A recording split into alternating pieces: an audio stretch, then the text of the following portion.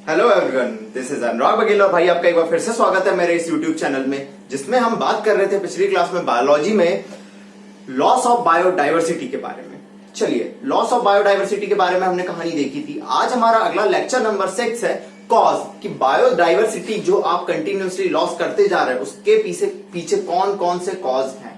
ठीक है, तो जनरली मैंने आपको बताया था कि भाई बायोडाइवर्सिटी का लॉस होने के पीछे सबसे बड़ा जो कॉज है वो है ह्यूमन एक्टिविटी।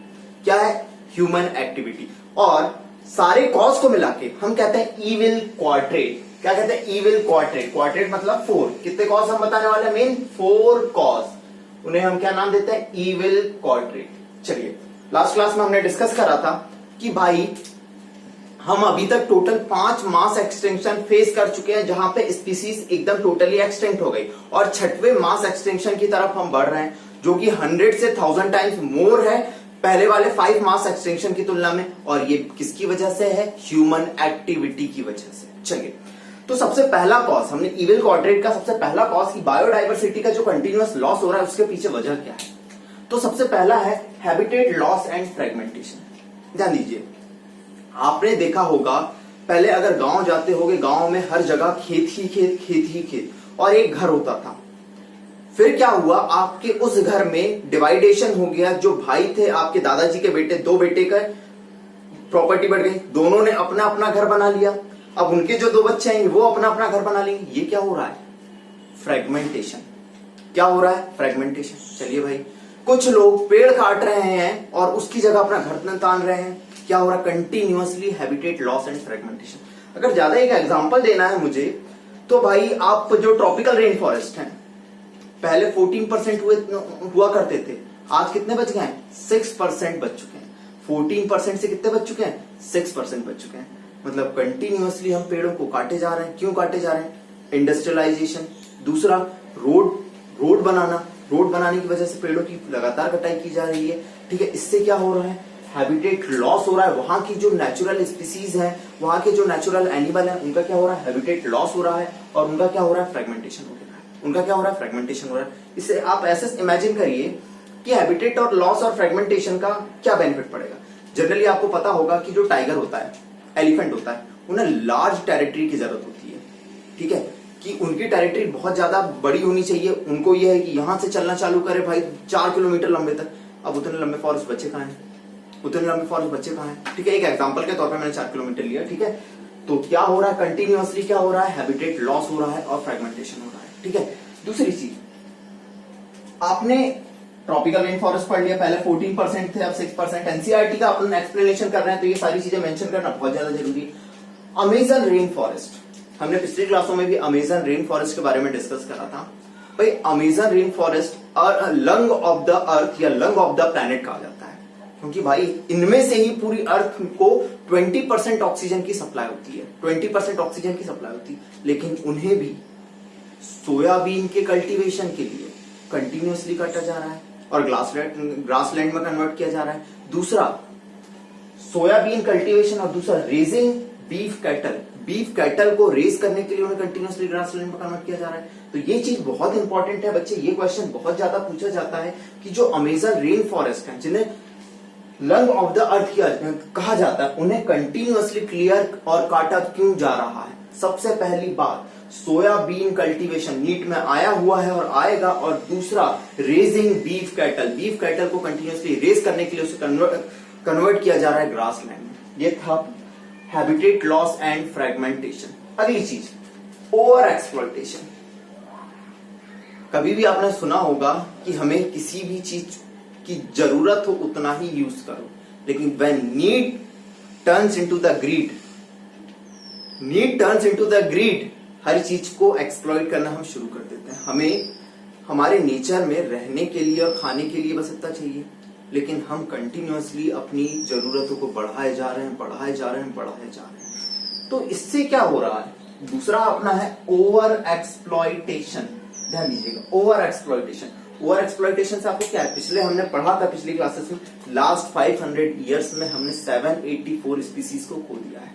उनमें से भी अगर आपको एक परफेक्ट एग्जांपल देखना है तो लास्ट 20 इयर्स में भी 27 स्पीसीज को हमने खो दिया। और हमने याद करा था डोडो फ्रॉम मॉरिशस, डोडो मॉरिशस का नेटिव बर्ड है, डोमा करके। स्टीलर सी काउ, ये मॉरिशस से। Stealer sea cow, double S से याद रखना, रशिया। ठीक है। क्वेगा क्वेश्चन एंड आंसर से, क्वेगा फ्रॉम अफ्रीका। थैलासीन ऑस्ट्रेलिया। ठीक है। पैसेंजर पिजन, कबूतर जा, लेकिन ये गाना जब आया है ना तब तक पैसेंजर पिजन बचा ही नहीं था।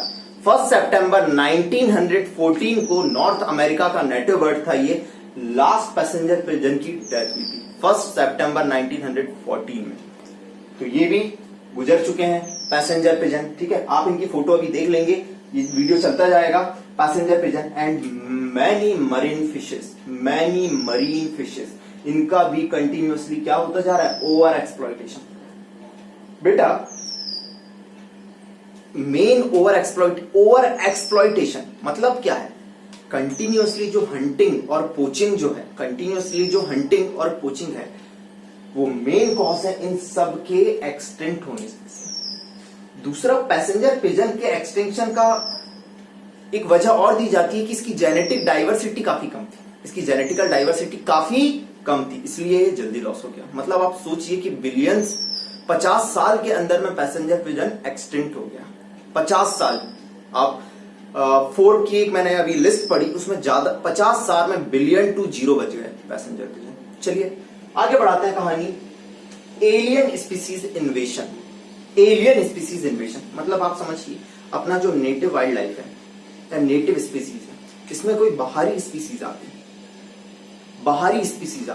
ठीक है। वो क्या करेगी भाई, इनको बढ़ने से रोक देगी। इसका बेस्ट एग्जांपल, इंडिया में 1950 में एक बहुत बड़ा ड्रॉट आया था, मतलब सूखा पड़ा था 1950 में।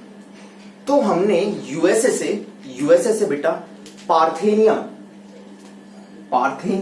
या कैरेट ग्रास क्या करा था, इंपोर्ट करा था। इसे कैरेट ग्रास को एक और नाम दिया जाता है पार्थेनियम, कैरेट ग्रास, पार्थेनियम या Congress grass. What is the meaning of it? उस टाइम इंडियन नेशनल कांग्रेस थी अपने यहाँ पे गवर्नमेंट। 1950 में वीट के साथ हमने इसको क्या करा था, इंपोर्ट करा था। किसको? कैरेट ग्रास को, पार्थेनियम को, या कैरेट ग्रास, पार्थेनियम या कांग्रेस ग्रास को। और इसने इतना गंदा इन्वेजन करा बेटा वीट के साथ, इतना गंदा इन्वेजन करा कि आज ये हर जगह पार्थेनियम ग्रास पाई जाती है, हर जगह एज अ वीड हर जगह पाई जाती है। दूसरा, लेंटाना भी एक एलियन स्पीसीज इन्वेशन का एग्जांपल है। और वाटर हायंथिस, इसे कहते हैं इकॉर्निया। क्या कहते हैं वाटर हायंथिस को? इकॉर्निया। स्पेलिंग देख लीजिएगा आप लोग, इकॉर्निया। ठीक है।